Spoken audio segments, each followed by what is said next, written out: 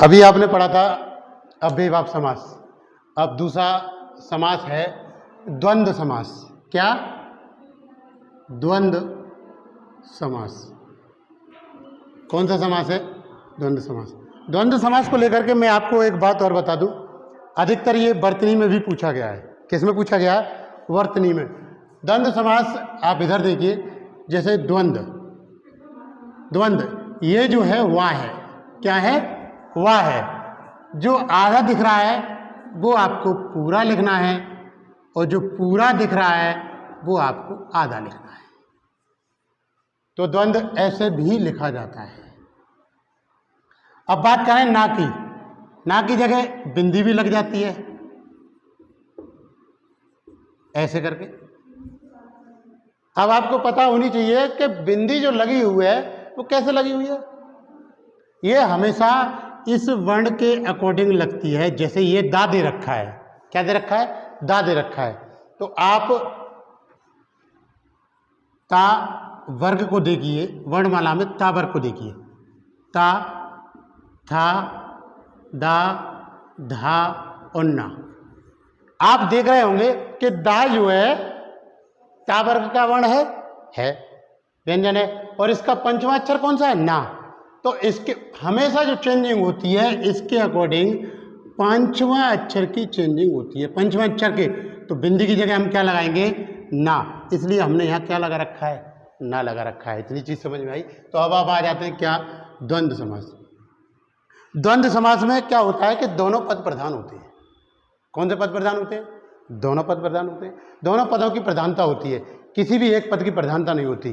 जैसे अभी बताते हैं अव्ययवाही समास में पहला पद प्रधान होता है, और तत्पुरुष भी बता दिया था मैंने आपको, तो उसमें दूसरा पद प्रधान होता है। लेकिन द्वंद्व समास में क्या होता है कि इसमें दोनों पदों की प्रधानता होती है। तो आप देखेंगे कि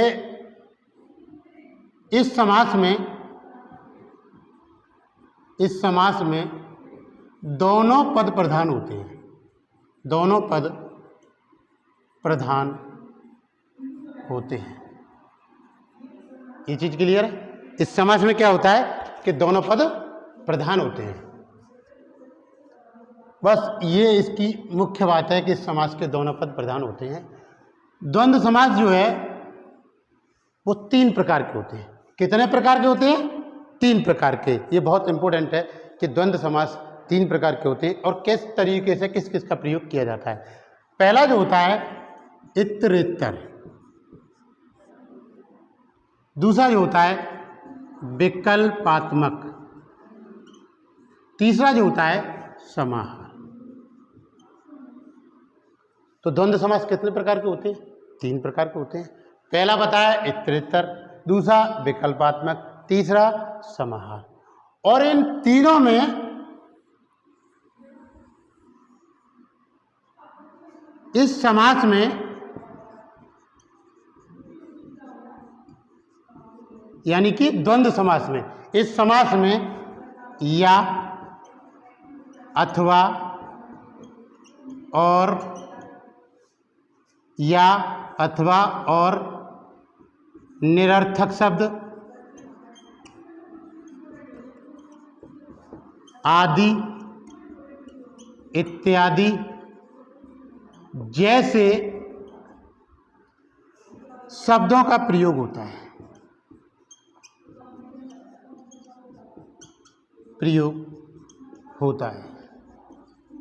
अब आप देखेंगे कि या का प्रयोग कहाँ होता है, अथवा का प्रयोग कहाँ होता है, और का प्रयोग कहाँ होता है, इत्यादि का प्रयोग क्या होता है, आदि का प्रयोग कहाँ होता है, और का प्रयोग किस में होता है, और निरर्थक का किस में होता है। तो ये मैं आपको आगे बताऊंगा, क्योंकि मैंने द्वंद्व समास बताया आपको कि द्वंद्व समास 3 प्रकार के होते हैं। इतरेत्तर द्वंद्व, विकल्पात्मक द्वंद्व और समाहार द्वंद्व। तो आप इसको पहले स्क्रीनशॉट लीजिए और लिख लीजिए, उसके बाद मैं आपको बताता हूँ।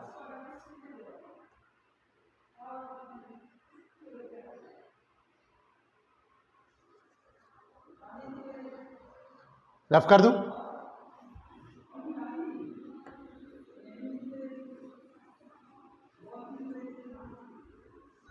तो पहला हमारा समास इतरेत्तर समास। कौन सा समास? इतरेत्तर समास। वो भी किसका? इतरेत्तर द्वंद्व समास। कौन सा? पहला है हमारा इतरेतर द्वंद्व समास। पहले हम पढ़ेंगे इतरेतर द्वंद्व समास। इतरेतर द्वंद्व समास, इस समास में और का प्रयोग होता है। किसका प्रयोग होता है? और का प्रयोग होता है। किसका प्रयोग होता है? और का प्रयोग होता है।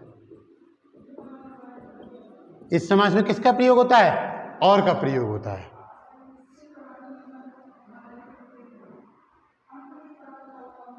क्लियर है? इतरेतर द्वंद्व समास में किसका प्रयोग होता है? और का प्रयोग होता है।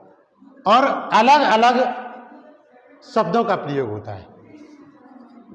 अलग अलग शब्दों का प्रयोग होता है। शब्दों का प्रयोग होता है। अलग अलग शब्द यानी कि मैंने जैसे लिख दिया भाई बहन, ये भी अलग, ये भी अलग। क्लियर है? तो इसका अगर मैं करूं तो क्या होगा? भाई और बहन। इतनी चीज क्लियर है? इसको भी नोट डाउन कर लीजिए।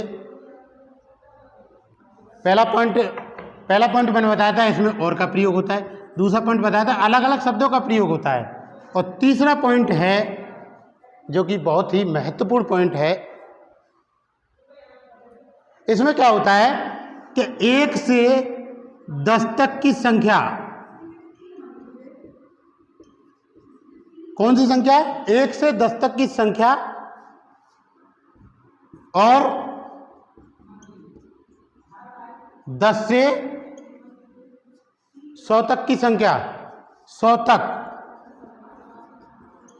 वो भी 10 से विभाज्य को छोड़कर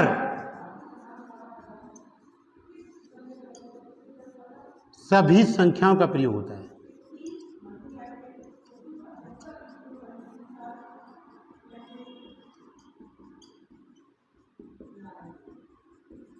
इतनी चीज क्लियर है? 1 से 10 तक को, 1 से 10 तक वो 1 से 10 तक मैंने लिखी 1 से 10 तक संख्या, और 10 से 100 तक वो भी 10 से विभाज्य को छोड़कर सभी संख्याओं का प्रयोग होता है। जैसे उदाहरण के तौर पे आप देखा जाए तो मैं अगर उदाहरण लिखूं इसमें तो आप क्या देखेंगे?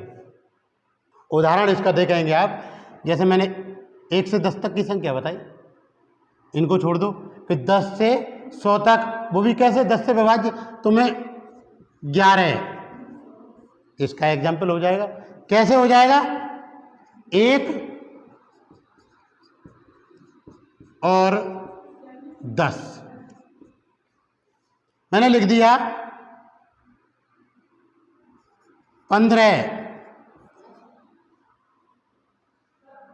तो क्या होगा? 5 और 10। आपने देखा है। नोट में एक चीज का विशेष ध्यान रखें, बहुत ही महत्वपूर्ण बात बताने जा रहा हूं आपको मैं। क्या ध्यान रखें कि छोटी संख्या पहले और बड़ी संख्या बाद में लिखी जाती है विग्रह करते समय। समास विग्रह करते समय छोटी संख्या पहले और बड़ी बाद में लिखते हैं।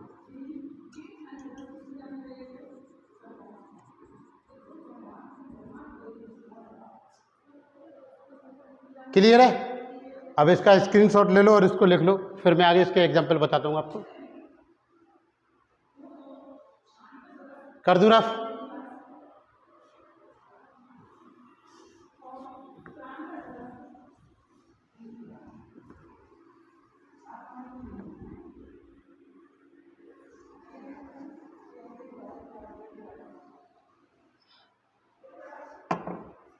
और देखिए एग्जाम्पल, तो मैंने द्वंद्व समास के लिए आपको बताया कि इसमें 2 अलग अलग शब्दों का प्रयोग होता है।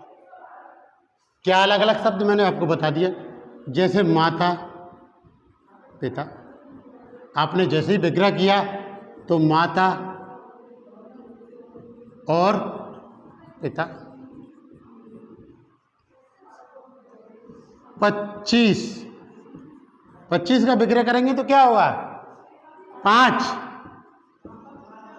और 20 क्या हो गए?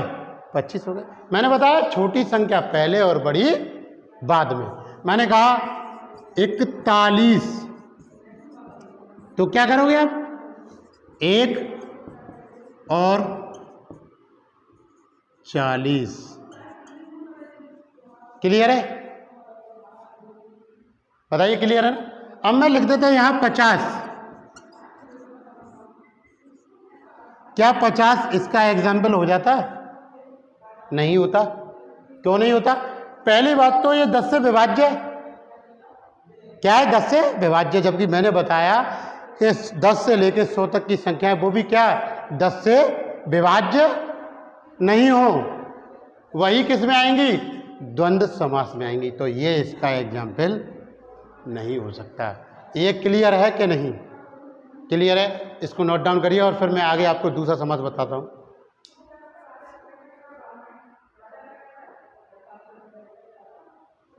रफ कर देता हूं अब मैं से।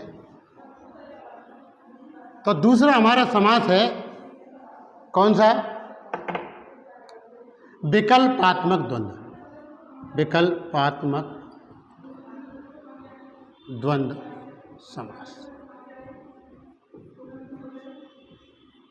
विकल्पात्मक द्वंद्व समास में देखेंगे आप, विकल्पात्मक द्वंद्व समास में क्या है? इसमें आपको नाम से पता पड़ रही है विकल्प, विकल्पात्मक द्वंद्व। इसमें या और अथवा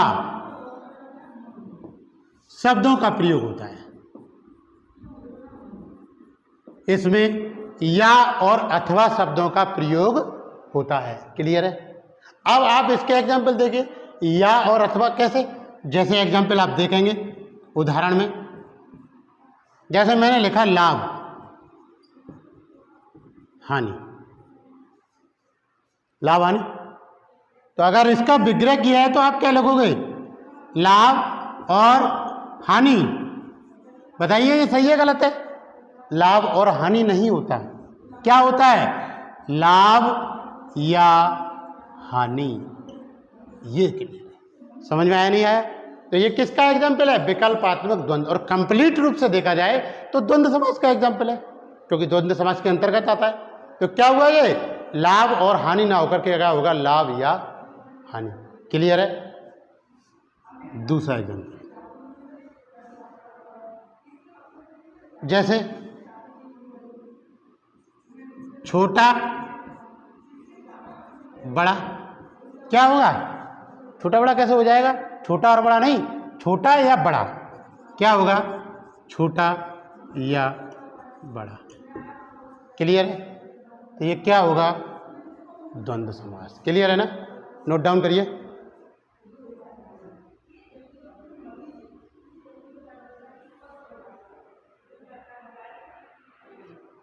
तीसरा 50 60।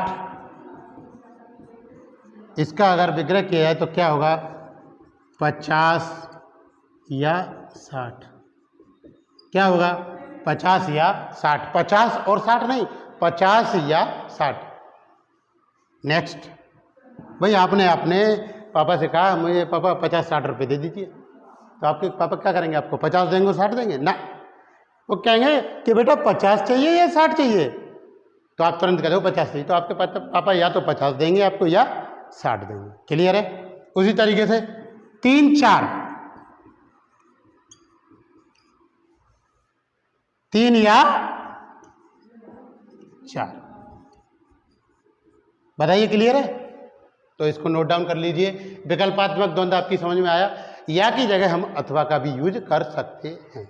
देख लीजिए, रफ करिए।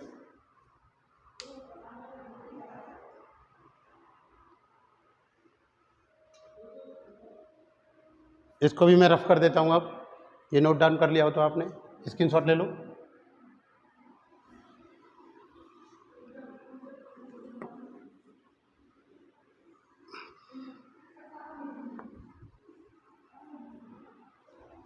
अब तीसरा आता है समाहार द्वंद्व।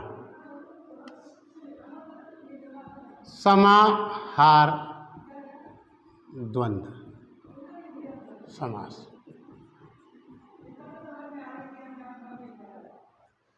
अब समाहार द्वंद्व समास में आप इसके भी 2-3 पॉइंट हैं, 3-4 पॉइंट हैं, वो लिख लेते हैं हम। अगर ये पॉइंट हमारी समझ में क्लियर हो गए तो समाहार द्वंद्व एकदम क्लियर है। देखिए पहला पॉइंट तो यही है कि इसमें जो शब्दों का प्रयोग होता है एक ही रूप वाले शब्दों का प्रयोग होता है, एक रूप वाले शब्दों का प्रयोग होता है।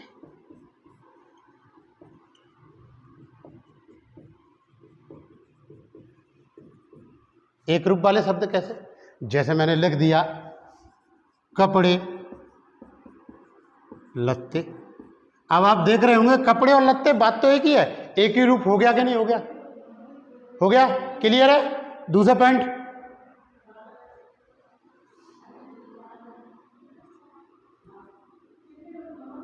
यह समूह का बोध कराते हैं, बोध कराते हैं। अलग अलग होने पर भी समूह का बोध कराते हैं। कैसे? अलग अलग होने पर भी।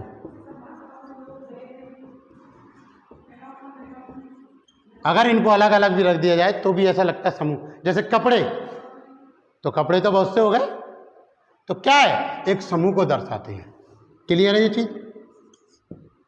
तीसरा पॉइंट, इसमें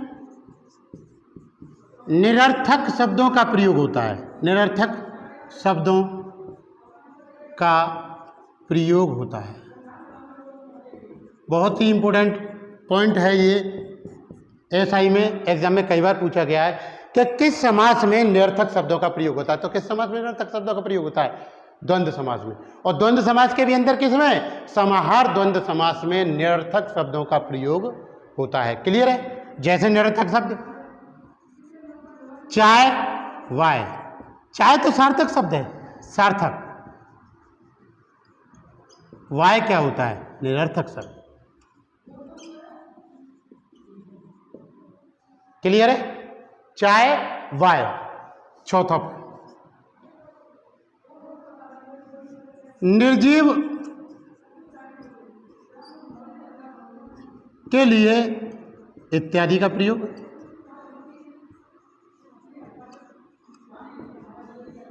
और सजीव के लिए आदि शब्द का प्रयोग होता है।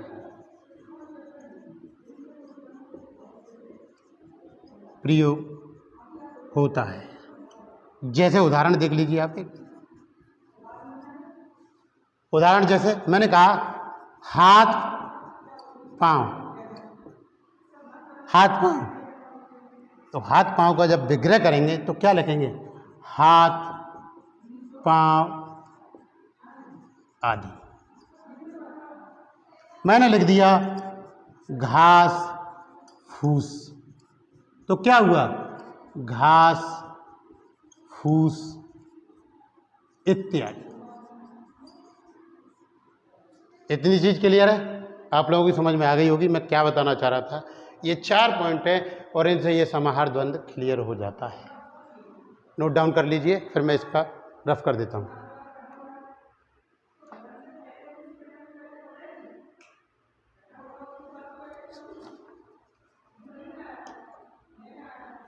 क्लियर है? रफ कर दूं?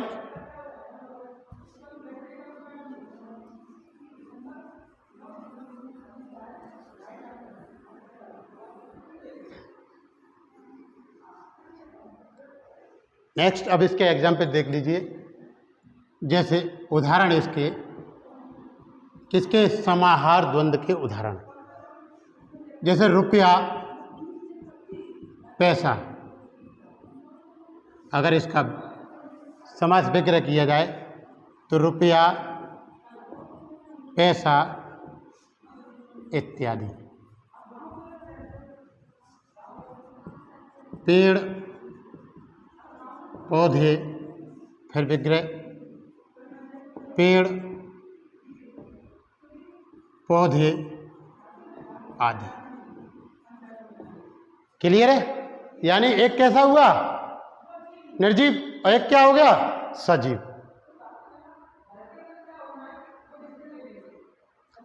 छोले चावल, छोले चावल, छोले चावल इत्यादि।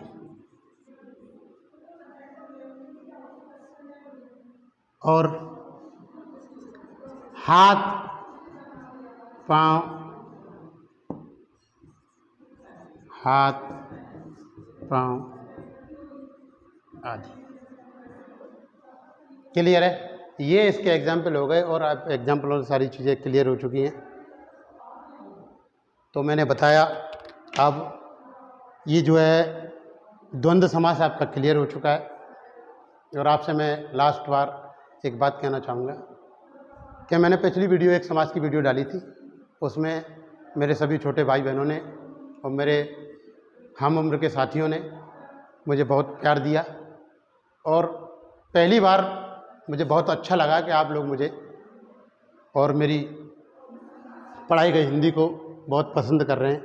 उसके लिए सभी को मेरी तरफ से धन्यवाद। और अगली हमारी वीडियो नेक्स्ट टाइम जब भी अगली वीडियो आएगी मैं आपको बता दूंगा। और बहुत बहुत धन्यवाद। और हमारे चैनल स्टडी 85 को लाइक, शेयर और सब्सक्राइब करें। धन्यवाद।